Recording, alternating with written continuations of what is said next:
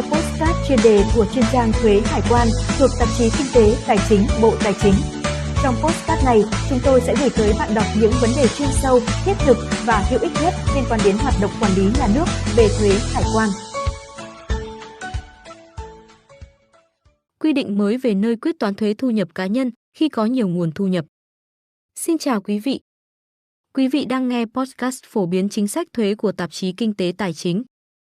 Trong số hôm nay, chúng tôi sẽ giới thiệu quy định mới về nơi quyết toán thuế thu nhập cá nhân khi có thu nhập từ nhiều nguồn, được áp dụng từ ngày 14 tháng 2 năm 2026, một nội dung đáng chú ý, giúp người nộp thuế thuận lợi hơn trong quá trình quyết toán.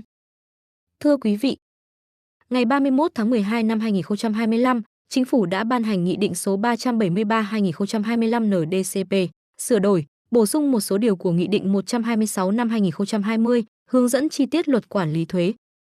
Theo quy định mới, cá nhân cư trú có thu nhập từ tiền lương, tiền công tại hai nơi trở lên, và các khoản thu nhập này đều đã được tổ chức chi trả khấu trừ thuế tại nguồn, sẽ thực hiện quyết toán thuế theo nguyên tắc rất rõ ràng.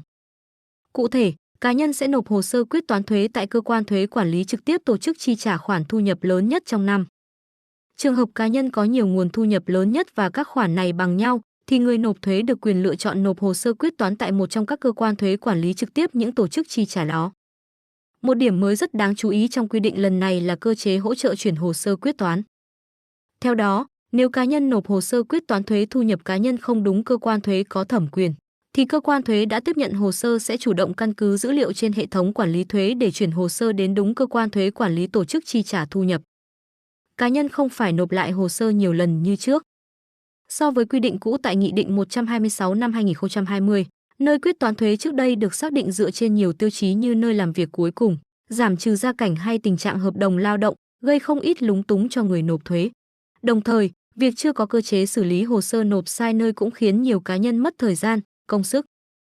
Nghị định 373/2025 NDCP được đánh giá là bước cải cách quan trọng, góp phần đơn giản hóa thủ tục hành chính, tăng tính minh bạch và tạo thuận lợi cho người nộp thuế trong quá trình thực hiện nghĩa vụ với ngân sách nhà nước.